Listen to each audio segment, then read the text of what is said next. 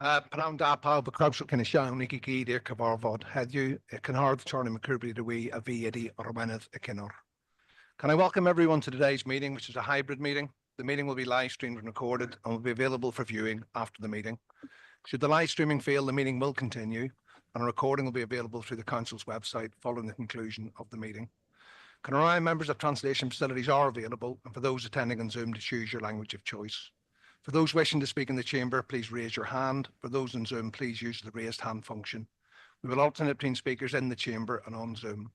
For those attending remotely, please note that those in the chamber will be unable to use the chat facility. Committee members who are attending remotely are required to leave their camera on throughout the debate and when voting in order to maintain the integrity of the decision-making process. If you do need to leave the meeting temporarily, pop a message in the chat function so the Democratic Services officers are aware and then let us know when you return. I expect everyone present and participating in this meeting to conduct themselves appropriately and be respectful to each other. That applies to members, officers, and everyone in the public gallery. So agenda item 1 is apologies for absence. Apologies from Councillor Penny Andow and also Jenny Williams, Strategic Director for Social Care and Education, and Amanda Hughes, Strategic Director for Finance and Resources. Diolch, Sally. Councillor Gromley. Thank you, Leader. I'm joining remotely today as I have other commitments later on, so I will be leaving the meeting at around 2:45. We have a meeting with Ken Skates to discuss the Welsh Government's proposal regarding the transport grants and the proposal to devolve funding to the CJCs come 26-27. So I will have to make my apologies and leave at 2:45. Thank you. Okay, Diolch. I was invited to that meeting as well, Gromley, so if you can give my apologies if we're not finished before then. Diolch. Will do. Okay, so agenda item 2, declarations of interest, code of local government conduct. Members are reminded they must declare the existence and nature of their declared personal interests. Councillor Chris. Yes, it's agenda item 12, Yscol y Creuddyn Sporting Hub Development, the award of contract.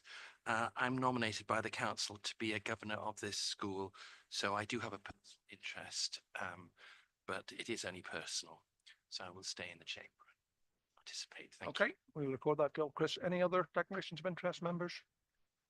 No, so agenda item 3 is urgent matters. I'm not aware of any, nothing from the Chief Executive. Agenda item 4 is to approve and sign as a correct record the minutes of previous meetings. So there's been 3 meetings, members, on the 11th, the 18th and the 25th. You'll find the minutes on pages 4 to 17. Members, are there any issues with the minutes? If not, can I have a proposer? Councillor Tillman, seconder. Councillor Jeff, I'm sure we're in favour of accepting minutes, please. Okay. Agenda item 5 is announcements by the leaders. Nothing from me at the moment. Agenda item 6, announcements by the Chief Exec. Also nothing. Agenda item 7 is to review the Cabinet Forward Work Programme on pages 18 to 40.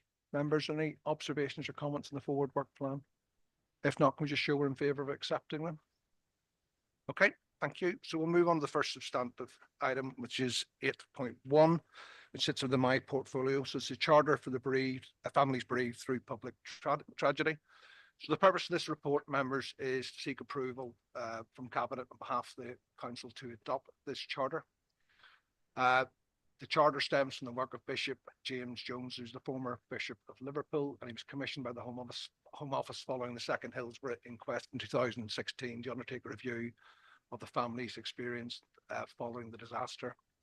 The actual charter itself is in the pack. I'm just on page 46. So I'm basically just going to read out the 6 principles of the charter. So in the event of a public tragedy, support the activation of emergency plans and deployment of resources to rescue victims, support the bereaved, protect the vulnerable. Number 2 is to place the public interest above our own reputation. Number 3 is to approach forms of public scrutiny, including public inquiries and inquests, with candour in an open, honest and transparent way, making full disclosure of relevant documents, material and facts. Our objective is to assist the search for truth. We accept that we should learn from the findings of external scrutiny of past mistakes. Number 4 is to avoid seeking to defend the indefensible or dismiss or disparage those who may have suffered where we have fallen short. Number 5 is to ensure that all members of staff treat members of the public and each other with mutual respect and with courtesy. Where we fall short, we should apologise straightforwardly and genuinely. Number 6 is to recognise that we are accountable and open to challenge. We will ensure that processes are in place to allow the public to hold us to account for the work we do and the way in which we do it. We do not knowingly mislead the public or the media. So members be aware they closely align with the 7 principles of public life, known as the Nolan Principles. It's something that we all absolutely aspire to. I was a student in Liverpool when the Hillsborough event happened. It was incredibly tragic. You can't bring to think of the loss of life and the impact on those families, and obviously the way they were treated afterwards and the long years it took to get justice is really important. So I'm really pleased that we've been given the opportunity to sign this charter. It was raised at the Welsh local government, and all of the local authorities are supporting it, as are many other public service bodies. So with that in mind, members, I will move the recommendation 2.1 that Cabinet adopt the charter on behalf of the Council.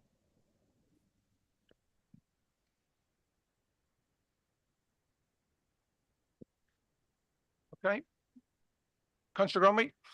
Yes, I welcome the introduction of the charter. I'm more than happy to support second the recommendation. Okay. So there's no other comments or observations. Members, we've had a proposer and second. Can we show for in favour of accepting? Okay. Yeah. Okay. So the second part of this is this item, sorry, is a transfer of the North Wales Growth Deal to the North Wales Corporate Joint Committee. The report's on pages 47 to 93. So this has previously gone through democracy in principle, that we would essentially lift and shift the EAB into the auspices of the CJC. If you take it to page 49, so the North Wales Growth Deal was set up in December 2020. The following year, the CJC was established following the Local Government Election Act. CJC is a public body with broadly similar powers and duties to local authorities. But the CJ specifically was given statutory functions of developing regional transport policies, preparing a strategic development plan, and doing anything that the CJC considers likely to promote or improve the economic well-being of the area. So it absolutely makes sense the EP should sit under the auspices of the CJC. It's been a very long and complicated process for a variety of reasons. The CJCs were initially quite immature. They weren't fully formed in terms of areas around their employment and tax raising powers, etc. And it was a complicated process, just shifting all the leases deals over to the actual CJC itself as set out there. But if we move to page 54, that sets out the governance structure.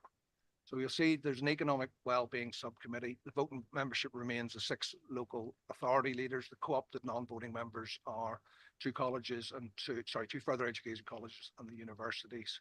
So that structure will stay exactly the same. It's just aligning it with the CJC to make it more streamlined, I guess, and make it more effective in fulfilling its duties, members. I'll take it back to the recommendations. So there's 2.1 through to 2.8. Just to note that the item's exempt from calling. It's there's a set date for this to happen, which is the 31st of March. It's got to go through the 11 different partners who are involved for decisions. Clearly, that the quicker this happens, the quicker we can move on and fulfill the decision that was approved before. So I will move the recommendations 2.1 through to 2.8, members, and I'm more than happy to take any questions. Nora Tilbin. Okay, members, any other questions or comments?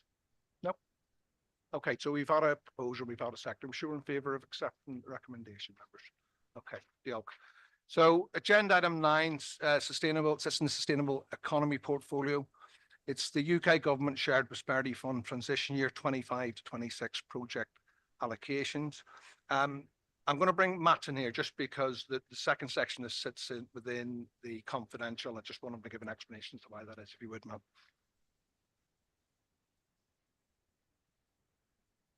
Yeah, thanks, leader. So yeah, it's recommended that part of that appendix is exempt because it relates to specific bodies that at this stage haven't been informed of that.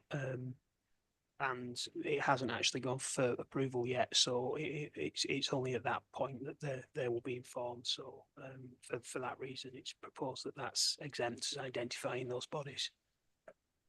Okay, members, so we can discuss the principles of it, but if you want to go into specific details of the projects, I will need to do that in the confidential session, if that's okay. So I'll hand over to the cabinet holder, Councillor Nigel. Diolch. Well, members will have read the contents of the report and associated appendices. I'd like to draw members' attention to several points in the report, starting at section 3.2. As members are aware, the current UK SPF programme comes to an end later this month. In the autumn budget, UK government announced that the UK SPF transition funding would be available for the next financial year, 2025 to 26. The extension year is to provide a smooth transition from the existing UK SPF programme to the new future funding framework from April 2026 onwards. In late December 2024, the UK government announced the UK SPF grant allocations as highlighted in section 3.4 of the report, and Conway has been allocated 8.2 million for the financial year 2026. As section 3.6 of the report states, the UK government have highlighted that the activity previously eligible for UK SPF funding remains eligible for the years 2025 to 26 transition years under the new sub-themes as listed in Appendix 1. This covers the original investment priorities of the community in place, supporting local business and people and skills. Section 3.7 highlights Conway as an established UK SPF partnership panel that includes representatives from the public and private and third sectors. The panel has worked well in relation to advising on projects selected and the management of the funds. As section 3.8 notes, to run an open call competitive application process can take months. Based on the previous UK SPF experience, it could compromise the project's delivery timescales with only a short 12 months programme. The preferred option that I'm recommending is in consultation with the Conway UK SPF Partnership Panel, is to maintain the existing arrangements in relation to the administration of the fund, with Gwynedd County Council as the lead authority in North Wales, and that projects are commissioned from within the existing portfolio of activities. Projects have been reviewed on fit with local strategies and performance during the current programme. I would therefore like to move the recommendations that acknowledges the existing arrangements for the administration of the UK SPF funding will continue for 2025-26. Agree to commission projects from within the current portfolio of activities funded by the UK SPF for the transition year. Approve the projects endorsed by the UK SPF Partnership Panel to be funded from Conway's allocation of the UK SPF as listed in Appendix 2, and to agree that enabling funds and key funds will be the mechanism for new project ideas. Diolch. Okay, Diolch, Nigel. So I'll open up members for any questions, comments or observations.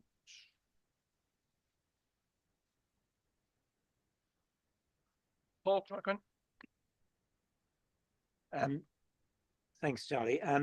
Obviously, this is a good news story in terms of £8 million into the local economy. So I welcome that. As I shared in an email when this item came out on the agenda, I just have some concerns about what I would call sort of political transparency. And if I can just focus, I won't go into the detail, taking into account Matt's comments, but a couple of themes.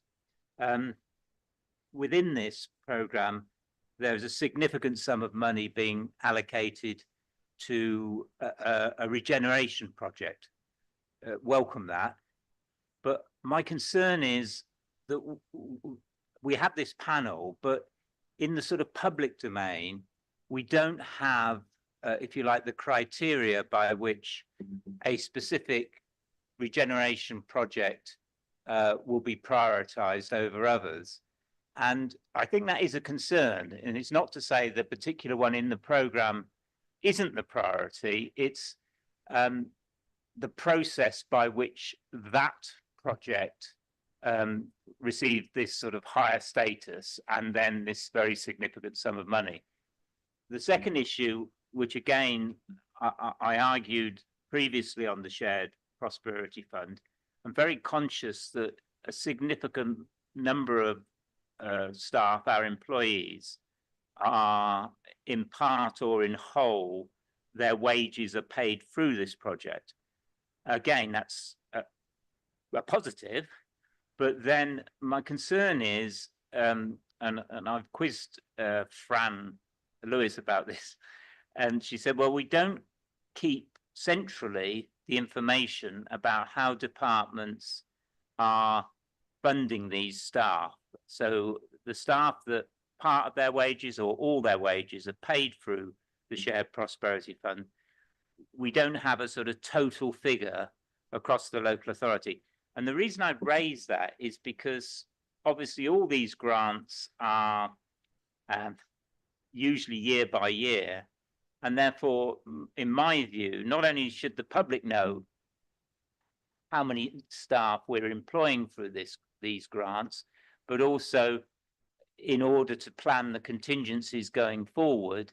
Now, I know some of those staff are on temporary contracts and all of that, but I think just for political transparency, that sort of information it's in the public interest and therefore should be in the public domain. That's my view anyway. Nigel, do you want to take that one? You're still with us? Sorry, Charlie, my internet bombed out partway through there. I got the part, I got the first part, I think, where the question about staff contracts, but I didn't get the rest. You want to summarize, Paul? Sorry. There were two aspects of it. To try and shorten it, the criteria that the panel are using to prioritize the regeneration project that's in this package. And then the second one is this issue about being transparent about how many staff in the local authority are in part or fully funded, their wages are part or fully funded by this grant, this fund. Now my view is, for political transparency reasons, that information should, it's a public interest information, and therefore it should be by some mechanism in the public domain. Okay, thank you, Paul.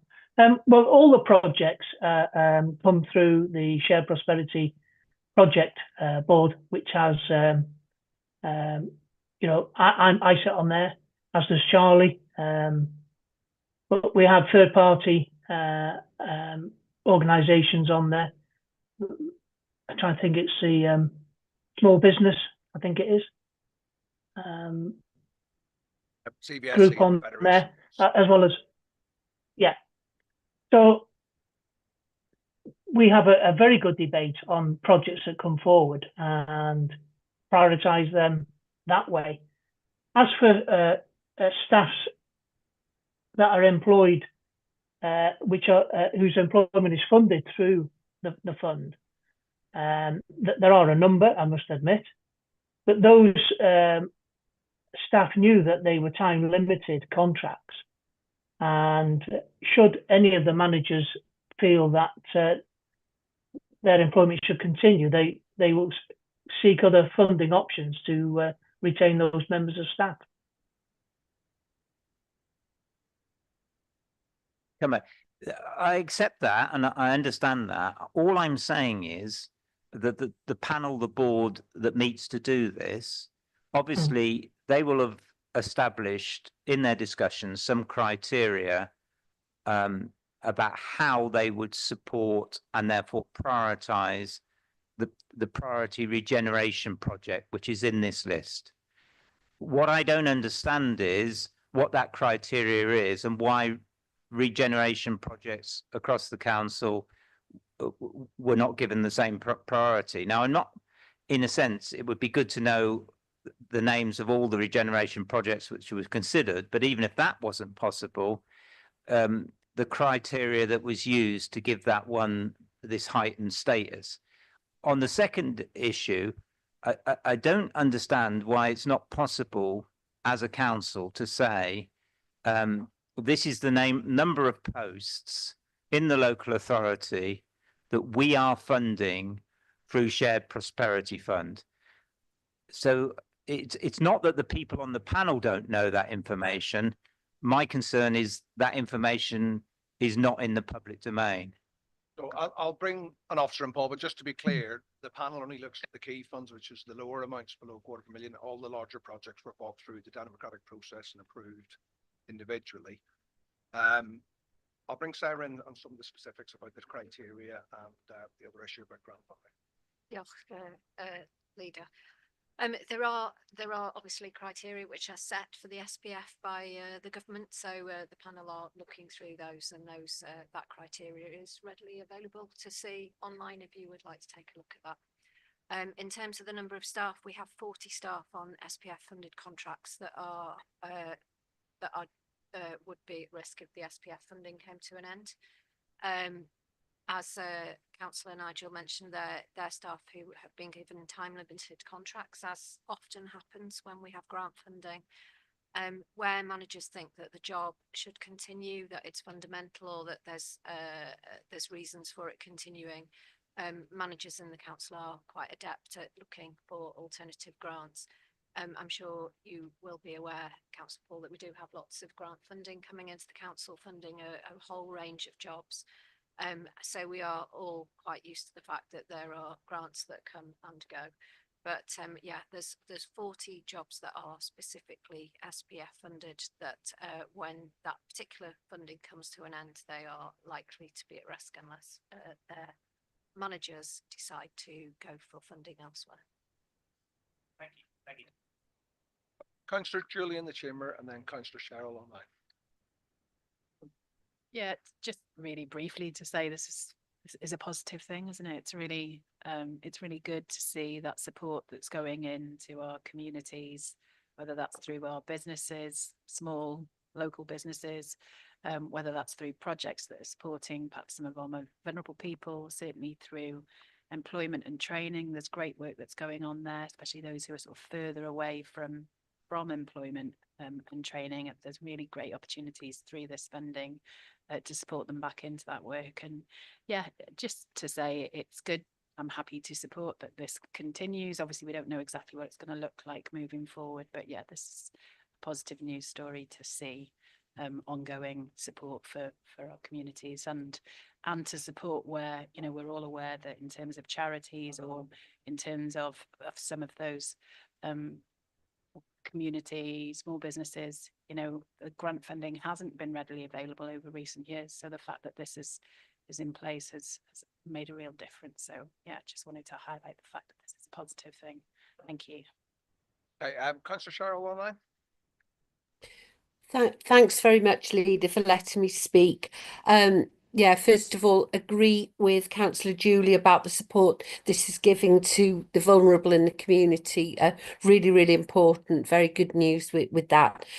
My question follows on really on the same theme as Councillor Paul.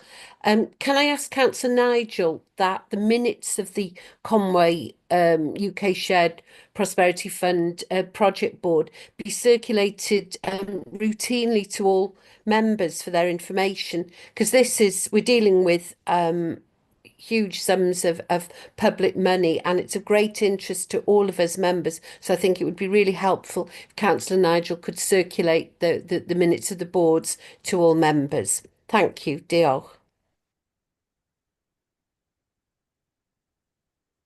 I'll just bring Matt and Cheryl to answer that. You know, if there's a request for members to see those minutes, then they're able to see them. Okay, Cheryl.